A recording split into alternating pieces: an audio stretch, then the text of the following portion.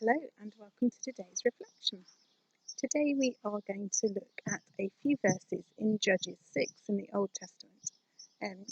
They're our lectionary reading for this morning, and it is the story of Gideon.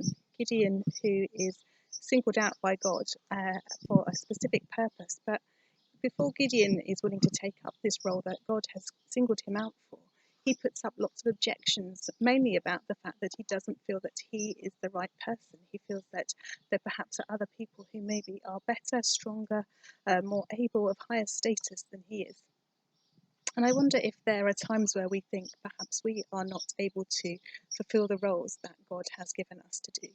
We can always think of people who are perhaps better than we are, who might be able to do it in a different way to us, and we perhaps limit ourselves. And something I think that lockdown and COVID has shown us is the surprising people who have risen to a variety of challenges, from perhaps the very oldest in our communities down to some of the youngest, maybe showing people who are maybe in the middle section of the age demographic the ways in which they perhaps need to step out in faith more. Those who have really surpassed themselves in working towards helping their community and just showing something of God's love and his generosity to those around. So I'm going to read to you from Judges 6, starting at verse 12.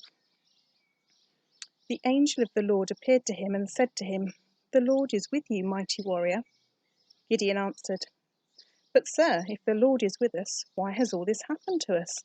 And where are his wonderful deeds that our ancestors recounted to us, saying, 'Did not the Lord bring us up from Egypt?' But now the Lord has cast us off and given us into the hand of Midian."